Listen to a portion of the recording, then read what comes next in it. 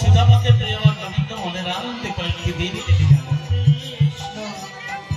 বেশ কয়েকটি দিন কেটে গেছে, সুদামা ভুলেই গেছে সুমতির কথা। সুমতির কথা, ঘরের কথা সুদামার আর মনে নেই।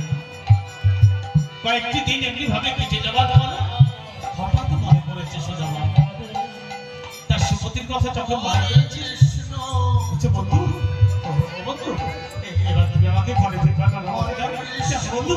কয়েকদিন হয়ে গেছে আমার সুমতির কথা আমি একেবারেই ভুলে গিয়েছিলাম। আজ আমার মাথা বড় ছটফট করছে, এবার তুমি আমাকে ঘরে ফিরবার অনুমতি দাও। ঘরে ফিরবে বেশ, যদি কেউ ঘরে ফিরতে চায় তাকে তো টিকিয়ে রাখা, তাকে তো আটকানো যায় না। তবে তুমি যখন যেতে চাইছো তুমি চলে যাও ঘরে।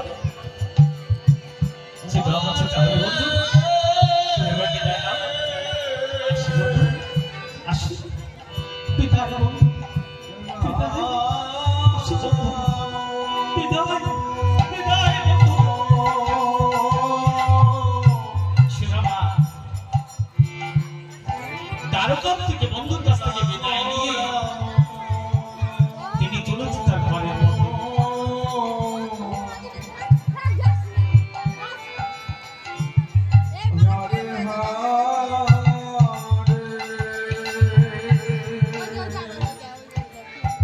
সুদামা এসেছে তার গ্রামে। তার গ্রামে যেখানে তার সেই ভাঙা পাতার কুটিরটি ছিল, সেখানে এসে দেখি সেই ভাঙা পাতার কুটিরটি সেখানে বিরাট একটি অট্টালিকা তৈরি হয়েছে, বিরাট একটি প্রাসাদ তৈরি হয়ে গেছে। সে মনে মনে ভাবছে, আমি কি তবে কোনো ভুল করেছি?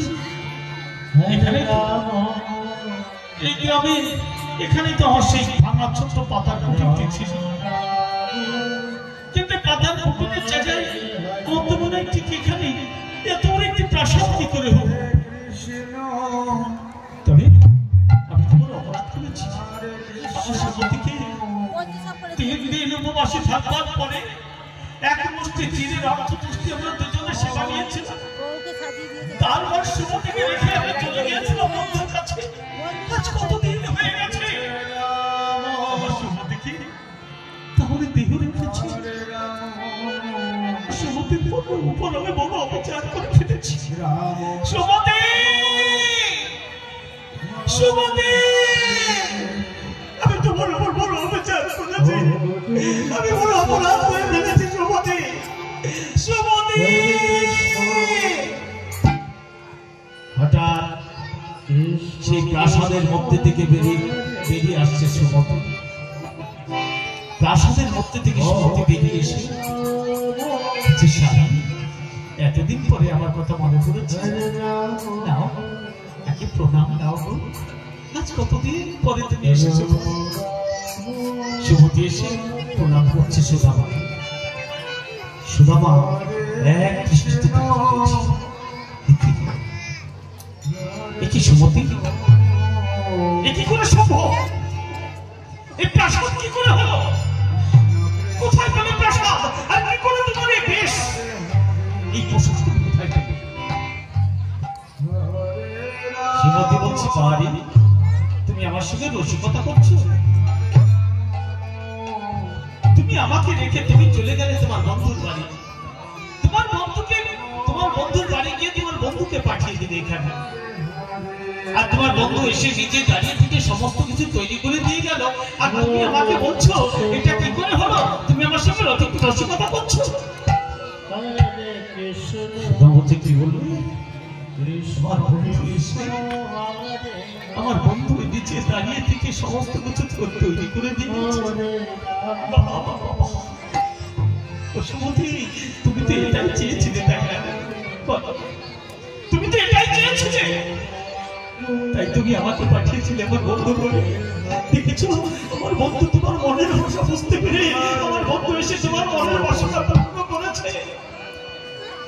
হরে কৃষ্ণ কৃষ্ণ কৃষ্ণ হরে হরে হরে রাম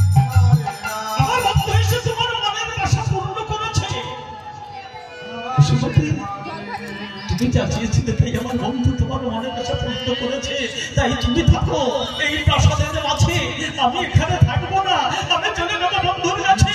এখানে থাকলে আমি আমার বন্ধুকে ভুলে যাবো, আমার গোবিন্দকে আমি ভুলে যাবো, তাই এই প্রাসাদে আমি যাবো না, এই প্রাসাদের সাথে থাকো তুমি।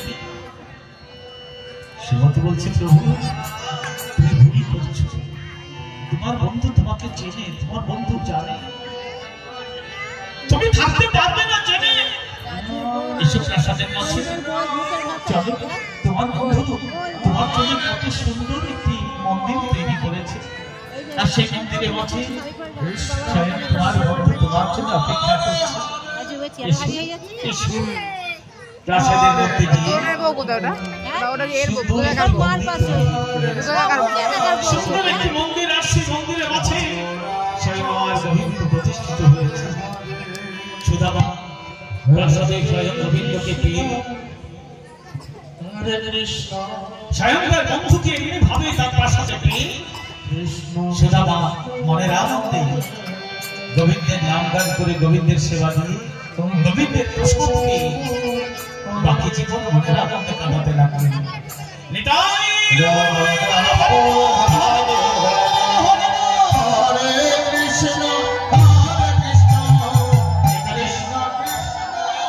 কৃষ্ণ সুদামা আমার গোবিন্দের এই লীলা পরবর্তী আমাদের সম্প্রদায়ের আরেকটি লীলা আজকে আমাদের এখানে অনুষ্ঠিত হবে রাত 12টায়, শ্রীকৃষ্ণের রাসলীলা।